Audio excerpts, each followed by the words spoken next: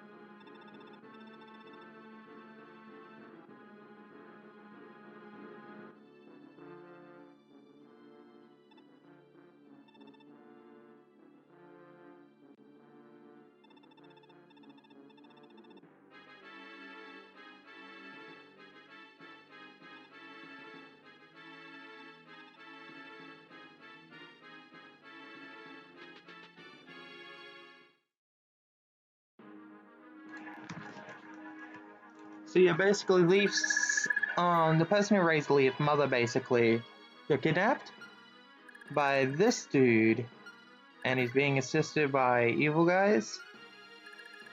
And here we are. That's basically FE5 in a nutshell so far.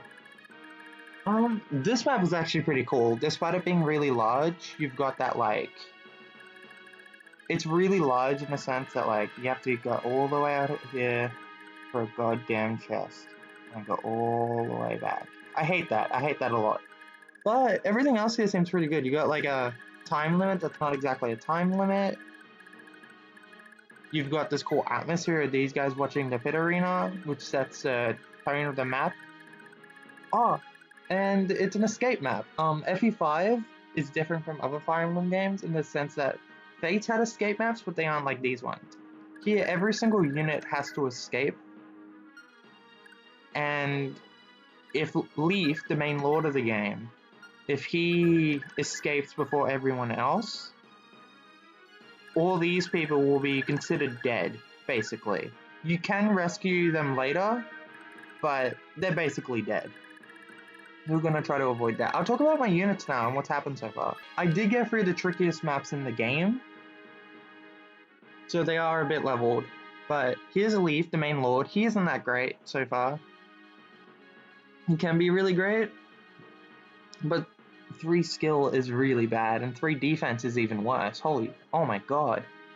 He can use the Light Brain, which I did use a lot for healing. Vulneraries and healing items for you to heal you to full health in this game. I'll have to repair it later, because it's one of the best weapons in the game, and I don't want to lose it. There are skills in this game, like the previous games. Not the previous games, like the future titles, but they do work a bit differently.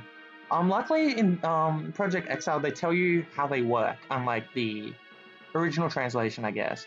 Basically, my attack speed... I'm not going to explain the skills. Fine, I'll explain the skills. Leaf has a skill called Adept, and it gives him his attack speed chance to attack again. So that basically gives him a chance to, like, activate a Brave effect on a weapon, I guess. Because you attack once, and then there's a chance you can attack again. Which is a really good skill, because Leaf's usually a fast unit, so you can have 30 to 20% chance to always strike again. He's a pretty good unit, just not in this run. There's Dalzin, I got him in the previous map. He's alright, he's sort of a bulky armor knight, and he's really good in the earlier maps, but he loses his luster due to his 5 move. He does have a really good axe rank though, and great defense. So I'll be using him a decent amount. Fergus is alright. He's a horse knight, but you can't use horses indoors in Fire Emblem 5. So you sort of just have to use him on foot for the beginning map. You can use swords on horses as well, but not all units can. For example, where is he? Right in here. He can only use axes on horses and swords on foot, meaning that he is stuck with swords, but when he gets on a horse, he can use axes, which with his high con is actually pretty good for him. He has the skill called Wrath, and it makes counterattacks always crit. It's a really good skill, so I'm not going to argue with that. Not all units have skills, unfortunately, but that doesn't make them worse units. You got the Thief Lara here. She can steal enemy items that are lighter than her con, which is free, which means she can basically steal nothing but vulneraries. Her combat stats suck. You have Marcha here, who has Vantage, which makes her always attack first, which is also a really good skill.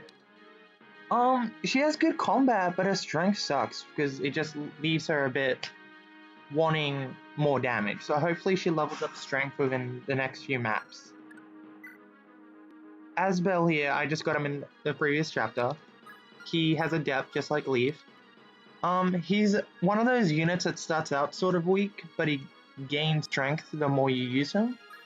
That's pretty cool. He starts out with this busted tome called Graph Caliber, which grants him 40 crit, 13 might plus his magic, 1 to 2 range, and doesn't weigh him down. So that's just sort of insane. Yeah, as you can see, other than these mages here, no one has magic to block magic attacks. So that makes him really good, even if he is really frail. He also had Sed Scroll, which I gave him. A unit can carry a scroll and it increases their gross.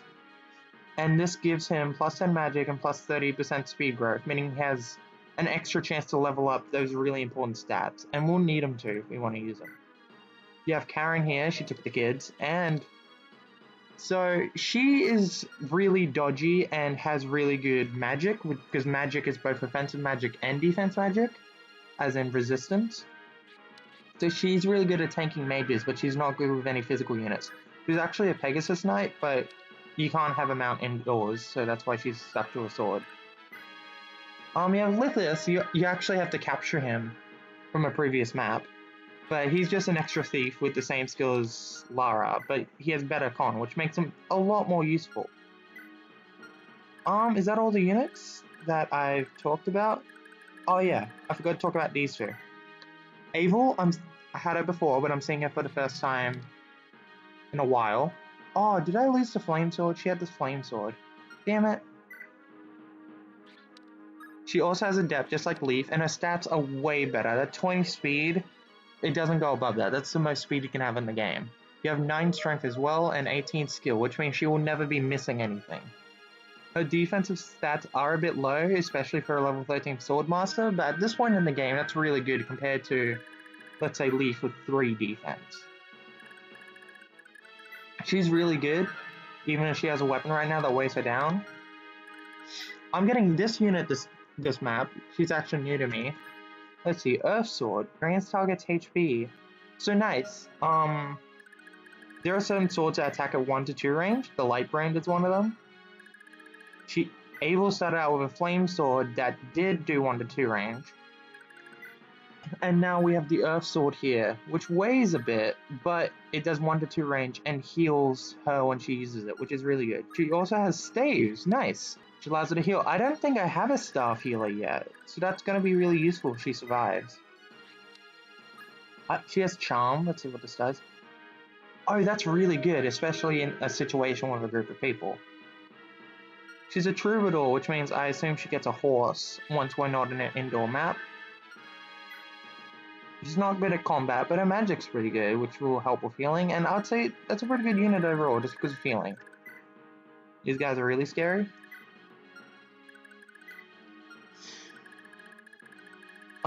Might as well get started on the map. I've spent enough time talking about these units. Oh, right!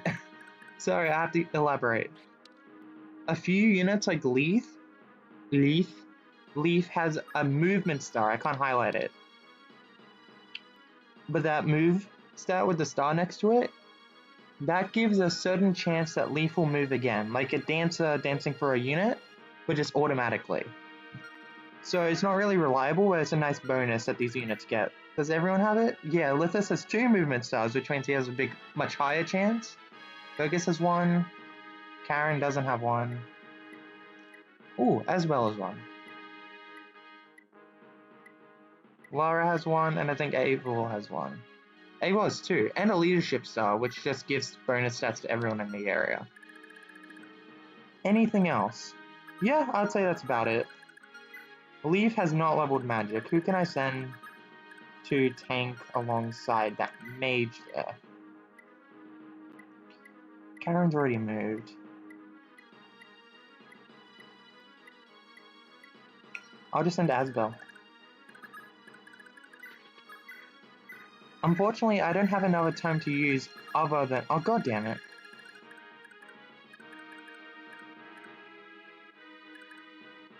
Oh, I got an idea. I'm gonna rescue you and drop you. You can rescue units, and then you can transfer it and drop them to other places. This is mainly to save their lives, but it can be used for positioning, which is pretty handy. You're fucked. I know we have to hide in the corner here, right?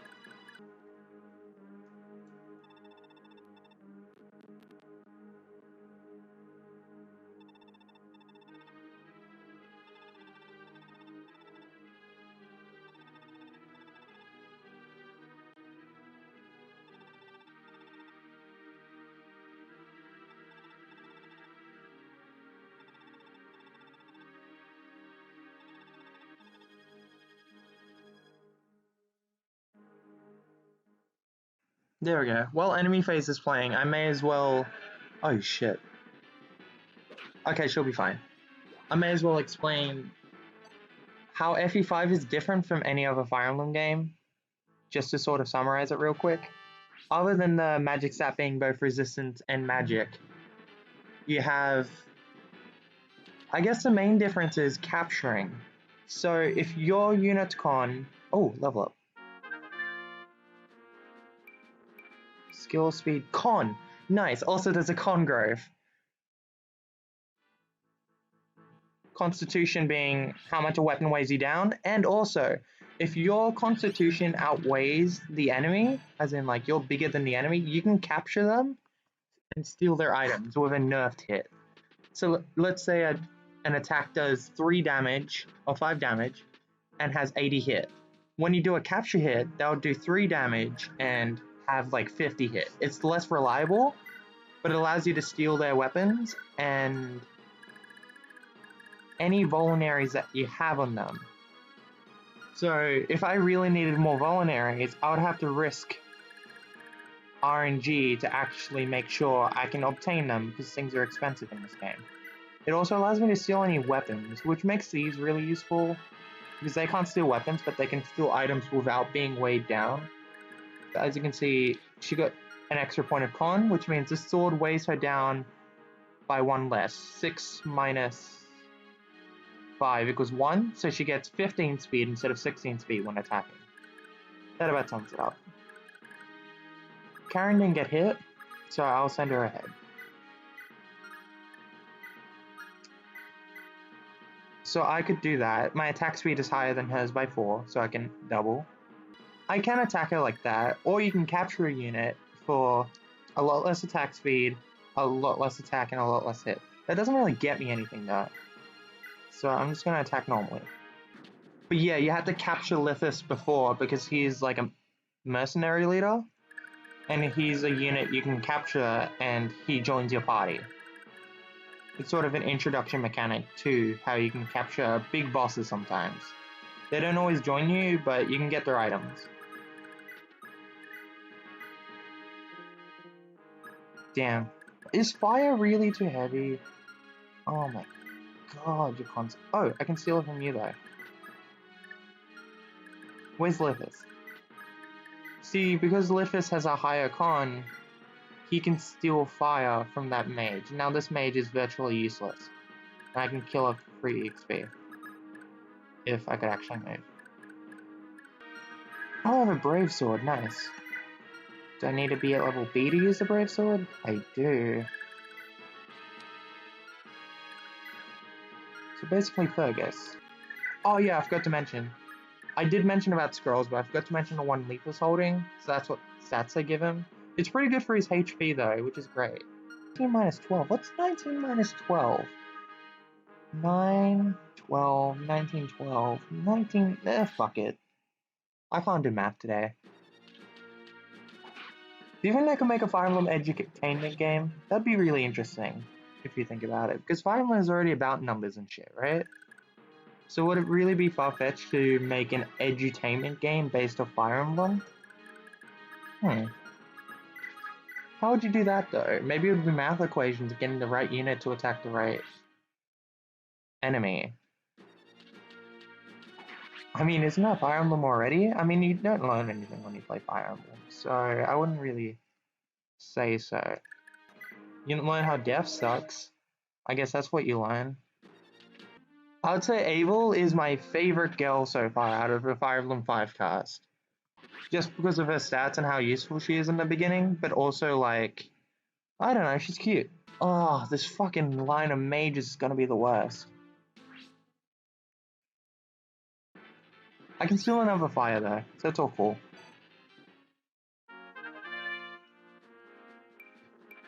HP speed, nice. Yeah, all of these units have been really good so far, except Matcha and Lara. They've just sort of been worse units than everyone else.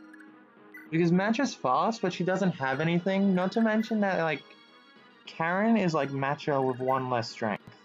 The earlier I can promote Asbel, the better. Because I think he turns into a really good sage.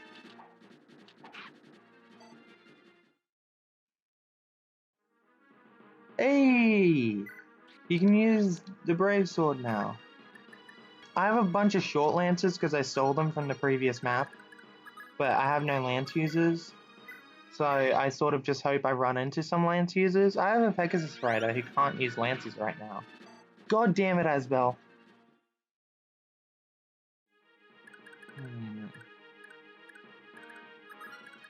Guess that means Karen can get a kill.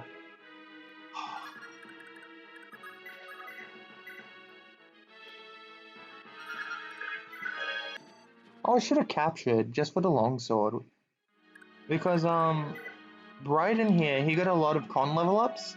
So he can capture almost any unit. So that's pretty dandy. I have no reason to capture you. I want to capture that priest because pure water can be really useful. Because here, oh wait, does it increase magic? Holy shit. So that means I can use it on Asbel and he gets +7 magic, and that'd be really insane. Oh, I can steal the door key and the pure water just because they don't have item weight. I guess Lara has a purpose after all, even if it's very minuscule. I think Lara becomes a dancer later, that's what people told me. So I hope I can actually keep her alive. Oh, god damn it.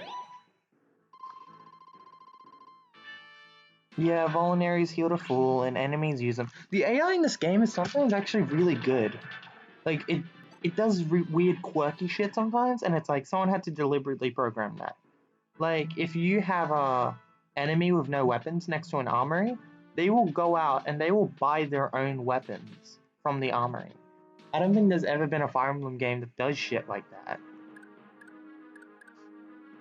I think enemies start to retreat the map if they have no weapons, just because, like, where else are they meant to go? I'll show you pure water as well. Watch this heal way. I don't even have to kill you. You can't even steal a heal staff because it's 4 con instead of 3. That's pathetic. But also hilarious. Ooh, should I? Yeah, it gives me more of a chance to have the axe user there. Because if I hit and he goes to heal, that means the axe user will be there, and the axe user has less of a chance of hitting me. Big brain strats right here. I wish I could capture them though. Because they're Volinaries. I'm running low. This is a really shitty arena. This guy didn't know what he was doing. Like, if I were to set up an arena with people, I wouldn't make sure they could go, like, right next to the gates and just sort of fight near the gates. That seems like a really shitty arena fight. Because they're all fighting in a corner here, right? But there's this huge arena and they're watching. It's like having back row seats to your own fucking arena. Oh, what?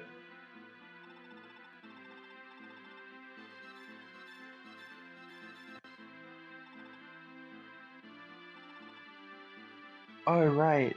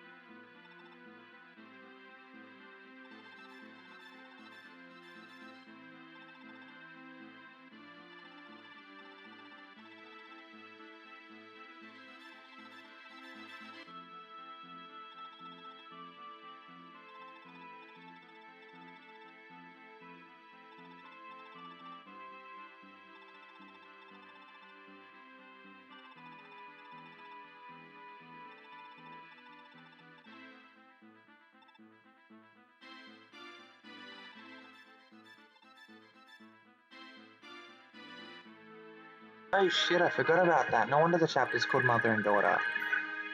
Yeah, this is Abel's daughter and she got kidnapped alongside Abel and shit. Oh, fuck, she's good. Where's Neil? That's why. And it's a Brave.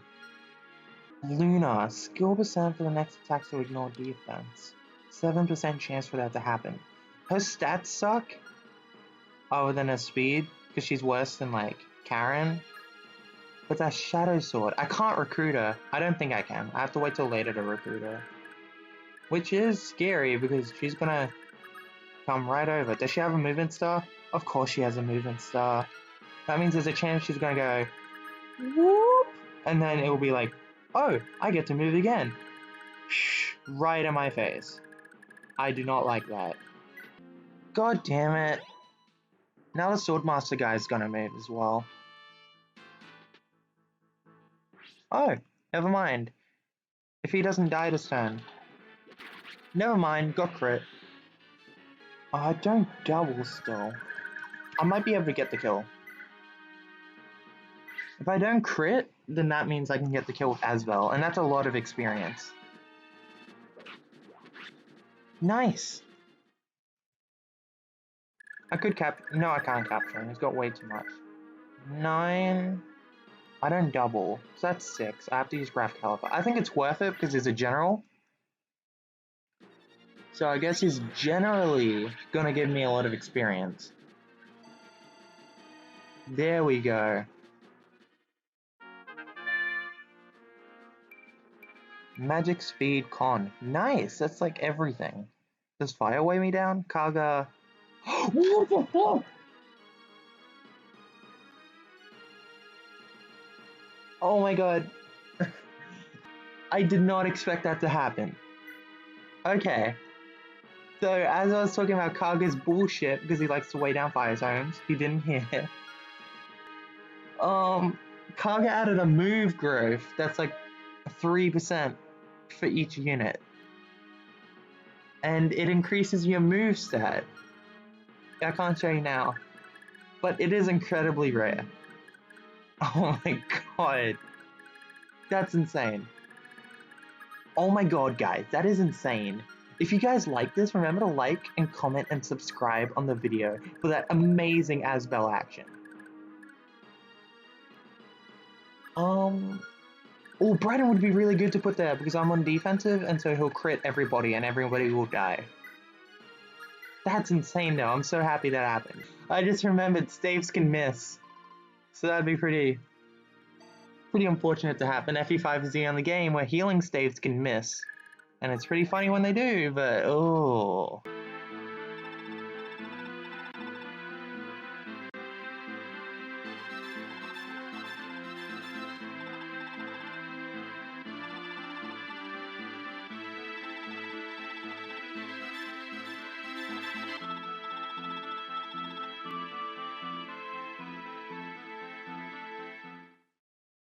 I do like how they explain how a mechanic in-game isn't as powerful as in the lore.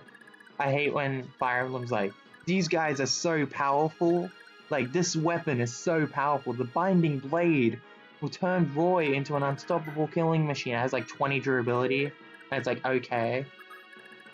Weighs them down. I hate that.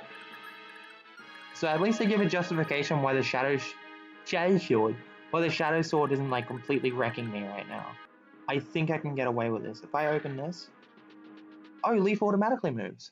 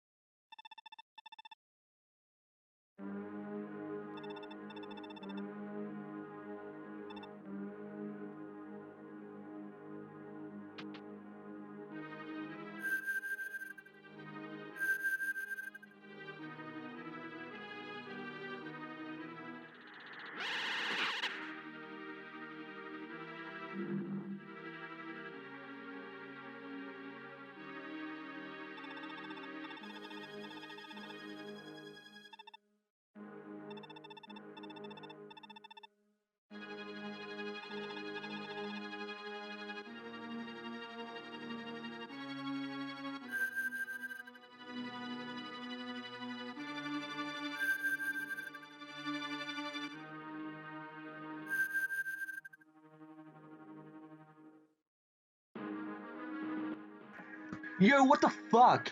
You got like a 40% hit. What the fuck? That's not cool. What the fuck? That's like a 3% crit. Fuck.